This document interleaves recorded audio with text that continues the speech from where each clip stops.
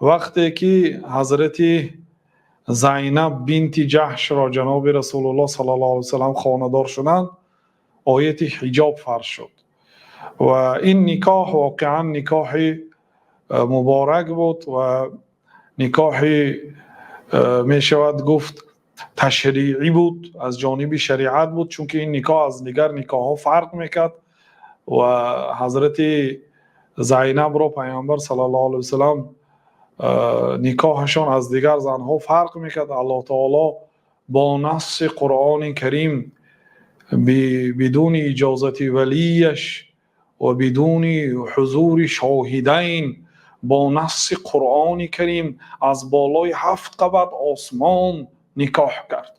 الله تعالی که فلما قضا زید منها وطرا زوجناکها لکی لا یکون علی المؤمنین حرج فی ازواج ادعیائهم اذا قضوا منهن وطرا. وقتی که زید که پسرخوانده پیامبر صلی الله علیه وسلم بود، پسرشان نبود، پسرهاشان قاسم، عبدالله، ابراهیم. قاسم در سن 2 سالگی در مکه وفات کرد که اولین فرزندان جناب رسول الله صلی الله علیه وسلم بود.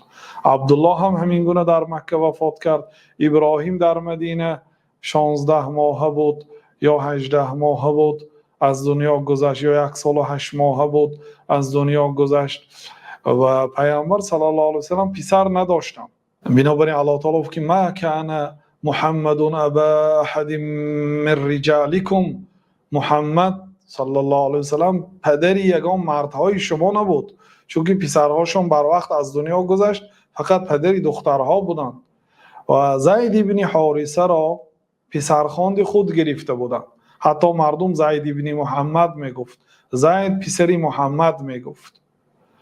و الله تعالی برای شکستن این قانون جاهلیت که فرزندخوانی میگرفتند و گویا پسری اصلی خودش باشند و همراهی آن پسر مانند پسری خودی نسبی معامله میکرد، الله تعالی این قانون جاهلیت را شکست. بنابراین زینب را و پیامبر صلی الله علیه و سلم وقتی که زید طلاق داد نکاح کرد.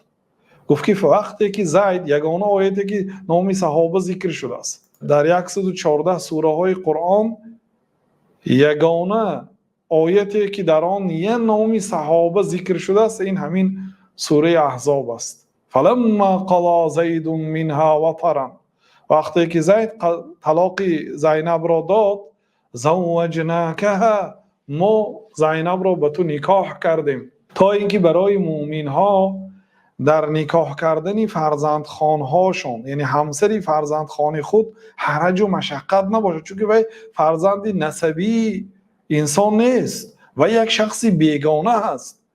یعنی بیگانه وقتی که زنش را طلاق داد میتواند انسان به زنی گیرد. بنابراین الله تعالی اینو میگن که این نکاح تشریعی بود، یعنی با مقصدی حکم الله تعالی را به مردم فهمانیدن. الله تعالی زینب بنت جحش را به پیامبر صلی الله علیه و سلم خانه‌دار کرد. بنابراین حضرت انس گفتند که وقتی که همین آیت نازل شد و پیامبر صلی الله علیه و سلم زینب را به زنی گرفتند، زینب رضی الله عنها اگر وقتی فخر میکرد به زنهای دیگر پلانچه های خود، یعنی کنداش های و باغچان های خود اگر فخر کردنی شود، میگفت که زوجکن اهلکن زوجنی الله من فوق 7 سماوات، شما را اهل و عائلتون به شوهر داد، مرا الله تعالی از بالای 7 قبت آسمان به شوهر داد. گفته فخر میکرد. و حضرت عایشه هم گفتن که یگان زن از زنهای رسول الله صلی الله علیه وسلم خودش برای من برابر نمیگرفت غیر زینب بنت جحش، که برابری حضرت عایشه خودش برابر میگرفت از سبب آنکه او شرف داشت. الله تعالی نکاح کرد